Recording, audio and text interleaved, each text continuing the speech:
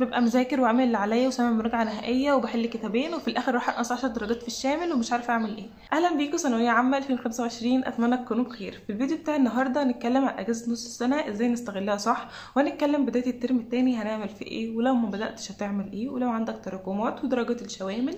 نتكلم على كل الاسئله اللي بتسالوها لي ان شاء الله هنجاوب عليها في الفيديو بتاع النهارده.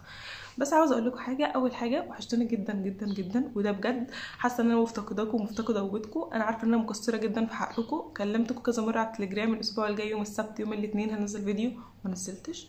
للاسف الشديد كان عندي امتحانات، كنت مضغوطه وبجد ما كنتش حتى فاضيه ان انا اروح اكلم اهلي، كنت بذاكر اغلب الوقت وبطبق الامتحانات، فكان تو ماتش عليا ان اصور، والله سوري. بس الايام الجايه ان شاء الله هنزل لكم فيديوز كتير بقى. اي قرار او اي سؤال يجي في دماغكم اكتبوا لي في الكومنتات وانا هرد عليكم او هعمل لكم فيديو وكل حاجه من الحاجات دي. رقم 2، عايزه اشكركم جدا جدا جدا على ثقتكم فيا. لما رشحت لكم اكاديميه ثانويه عامه على التليجرام لقيت في اقبال كبير جدا منكم عندهم، واتكلموا معايا وقالوا لي ان هم في كتير جدا جالهم من طرفي، فبجد شكرا جدا. واللي مش معانا على جروب التليجرام فايته كتير جدا عشان ما يعرفش ايه الاكاديميه دي فهي عباره عن تيم بيتابع معاك كل يوم في ثانويه عامه، بحيث انك تلتزم. عايز تعمل جدول للتراكمات، مش عارف تلم التراكمات، عايز حد يعمل لك جدول، بتكلمهم وتعرفهم كل التفاصيل دي وهم بيتابعوا معاك كل يوم. بقيت فين عندك النهارده مثلا الدرس الاول في الفيزياء، وعندك مثلا حفظ كلمات انجلش، فهم بيتابعوا معاك طول اليوم. ذاكرت الدرس الاول في الفيزياء، عندك درس مثلا ما اعرفش الساعه 4، بيتكلموا معاك وبيتفقوا على كل التفاصيل. عايز تخلص المتراكم مثلا في 20 يوم في شهر، ما بداتش خالص، مش عارف تنظم وقتك، عايز حد يتابع معاك، فهم بيعملوا كل ده. وكمان الفتره الاخيره عرفت ان هم عينوا معاهم تيم اساتذه من جميع المواد، عربي وكيمياء وفيزياء واحياء، بحيث ان كل يوم مثلا عندك تاسك النهارده الدرس الاول في الفيزياء وكلمات انجلش، فانت في اخر اليوم هتتسال في الدرس الاول في الفيزياء والتاسك بتاع الانجلش، مثلا كان عندك كلمات جرامر فحد هيسالك وهتجاوب، بحيث انه يتاكدوا انك ذاكرت ولا لا. فبصراحه هو كويس جدا جدا، وده اعلان غير مدفوع الاجر. انا عرفته عن طريق اخويا في ثانويه عامه قدكم، ولقيته ان هو متابع مع حد كل يوم بيبعت لهم الجدول اللي عليه مذاكره، بيعملوا جدول مرتبين له وقته، عنده درس مثلا بيكلمهم او حاجه فهم بيعملوا له ملخص وبعتوا له مثلا شروحات لو هو محتاج شرح لحاجه معينه على اليوتيوب، فهم بيرشحوا له الاحسن. فانا سالته وكلمته وكده فقال لي ان هم ما اعرفش ايه، فانا تواصلت معاهم ولقيت ان هم كويسين جدا، فقلت لهم ان انا هعلن عنهم، فلو حابين تشتركوا او كده ممكن تتواصلوا معاهم. فلو عايزين تعرفوا تفاصيل اكتر كلموهم على اللينك اللي هحطه لكم في التعليق المثبت ان شاء الله.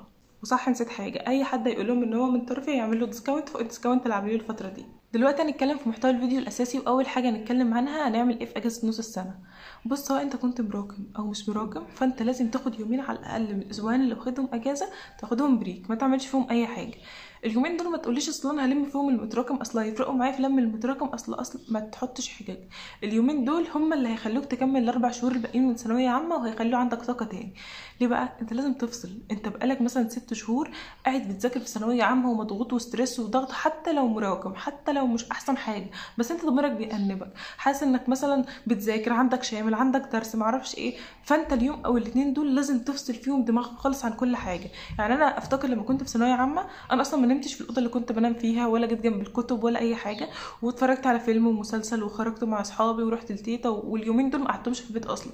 انا بعدت عن كل الجو بتاع الضغط والمذاكره وحاولت افصل دماغي، ودول الحاجه الوحيده اللي خلتني اكمل باقي السنه، ان انا طاقتي اتجددت، بقى عندي شغف تاني ان انا اذاكر، حسيت ان خلاص بقى اخدت بريك اهو ارجع تاني اكمل مذاكره. انما لو ما اخدتش ولا يوم اجازه وفضلت قاعد في الدوامه دي انك قاعد تذاكر وتلم المتراكم والحاجات دي كلها، فانت والله بعد الاجازه والاسبوعين دول هتتفرم، انت داخل على مفرمه حقيقيه، هتفضل تذاكر وضغط وما اعرفش ايه، والمدرسين هيجروا في المنهج والترم الثاني ومراجعه نهائيه، فانت صدقني هتفصل ايام المراجعه النهائيه ومش هتقدر تكمل. فانت على الاقل خد لك يوم او 2 بريك في الاسبوعين دول وان شاء الله هيفرقوا معاك جدا. طب دلوقتي انت اخدت يومين من الاجازه بريك، هتعمل ايه في ال10 ايام الباقيين من الاجازه؟ هتكتب كل التراكمات اللي عندك في ورقه وقلم في كل ماده، مثلا الدرس الثاني في الفيزياء، الدرس الثالث في الكيمياء، معرفش الفصل الثالث في الجيولوجيا، اي حاجه عندك متراكمه هتكتبها في ورقه.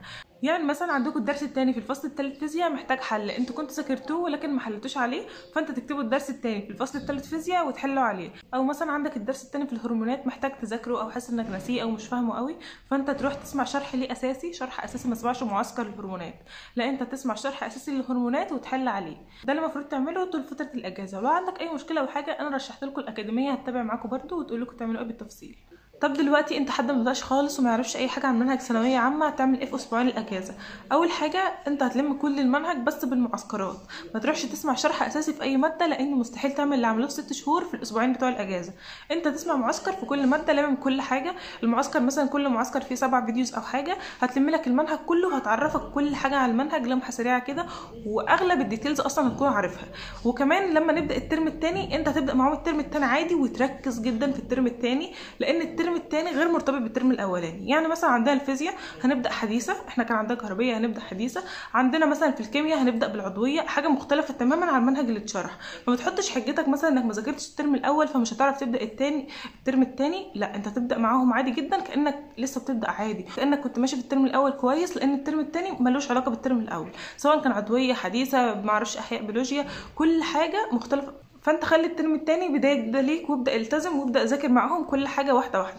ولو انت مثلا في الترم الاول موقع حاجه، ممكن تخلي ساعتين في اخر اليوم تذاكر فيهم على المحتوى القديم جنب الجديد.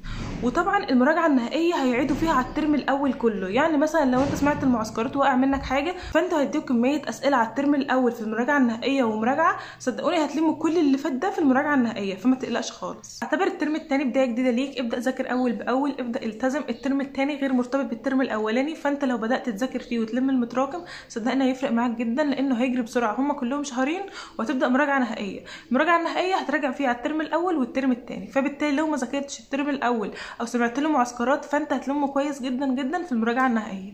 ببقى مذاكر وعامل اللي عليا وسامع مراجعه نهائيه وبحل كتابين، وفي الاخر راح انقص 10 درجات في الشامل ومش عارفه اعمل ايه. خايف ان الدرجات دي تكون درجاتي اخر سنه، لان انا اكيد عملت اقصى ما عندي وبرضه غلطت.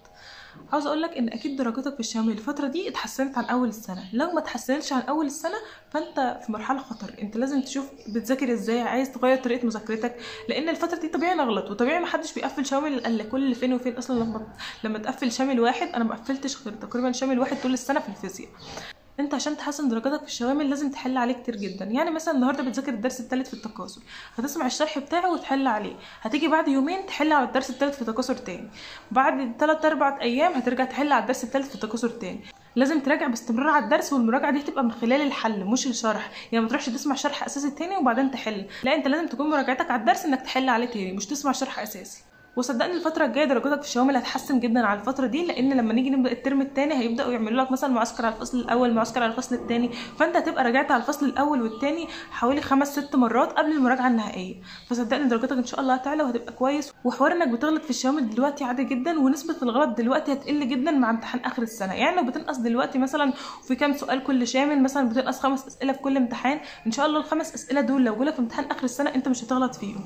فما تبصش بقى لنظره اليأس والاحباط انك مثلا بتنقص ومش عارف تعمل ايه، افرض درجتي اخر السنه، لا، ان شاء الله امتحان اخر السنه هتعرف تحله من خلال الغلطات الكتير والافكار الكتير اللي حليتها غلط.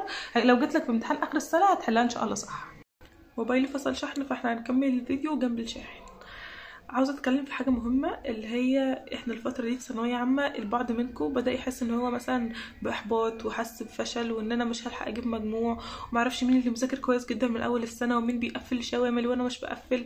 فالحوار ده بدا يقلقكم الفتره دي. انا عاوزه اقول لكم ان ده طبيعي. انا كنت في الفتره دي طب يا ترى هجيب مجموع، طب افرض ما جبتش مجموع. انا ما كنتش حاطه اصلا بلان بي، يعني انا كنت حاطه كليه واحده بلان ايه، وما كنتش حاطه بلان بي. بلان بي دي جت يوم النتيجه. بس من الفتره دي ما تحطش وتركز هدفك كله على كليه واحده، وادعي بحاجه. يعني مثلا ادعي انك تطلع الاول على الجمهوريه، ما تدعيش انك مثلا تخش كليه طب او تخش اسنان، ادعي انك تطلع الاول على الجمهوريه. الرسول عليه افضل الصلاه والسلام قال لو طلبتم الجنه فاطلبوا الفردوس الاعلى. وانت لما تيجي تطلب مثلا الكليه اللي انت عايزها، اطلب ان انت تطلع الاول على الجمهوريه. لو ما طلعتش الاول على الجمهوريه فانت مثلا تخش طب، لو ما دخلتش طب تدخل اسنان. اطلب اعلى حاجه من ربنا. انت بتطلب من ربنا، انت مش بتطلب من انسان عادي زيك اللي هو اعمل لي كذا وما اعرفش ايه. انت بتطلب من ربنا. الدنيا دي كلها ما تسواش جناح بعوض عند ربنا سبحانه وتعالى. فانت لما تيجي تدعي، ادعي باكتر حاجه شايفها مستحيله. هي مش مستحيله عند ربنا، ادعي وانت واثق ان شاء الله ربنا هيكرمك وهيوفقك. هتيجي تقول لي طب انا ما اعرفش مين، ربنا عادل وربنا مثلا مش هيساويني باللي بدا من اول السنه او اللي بيذاكر 24 ساعه وانا كنت مستهتر شويه. ربنا كريم، ربنا كريم جدا وبيعاملنا بكرمه. ادعي ان يعاملك بكرمه، ما يعاملكش مثلا بعدله. ادعي يا رب اديلي على قد كرمك، ما تعاملنيش بعدلك. ادعي بص بكل اللي نفسك فيه، ربنا كريم وهيديك. وما تحطش في دماغك انك مش هتوصل، وما تحطش في دماغك انك مش هتعرف تجيب مجموع وفي حد احسن منك. احنا مطالبين بالسعي للنتيجه. ده الكلام اللي كنت عايزه اقوله لكم في اخر الفيديو، والفيديو فصل. فان شاء الله تحققوا احلامكم وتوصلوا كل اللي نفسكم فيه. ادعوا كتير جدا جدا، احنا في ايام مفترجه، احنا في اخر شهر رجب، وشهر شعبان الشهر الجاي ان شاء الله بعد اسبوع. شهر شعبان لازم ترفع فيه الاعمال، فحاولوا ما تعملوش ذنوب فيه. ادعوا بكل طاقتكم، ادعوا انتوا عندكم ثقه في الله انه يحقق لكم حلمكم. ربنا يوفقكم يا رب ويحقق لكم كل اللي نفسكم فيه. وبس كده. لو وصلت لنهايه الفيديو ما تنساش تعمل لايك للفيديو وسبسكرايب للقناه. مع السلامه.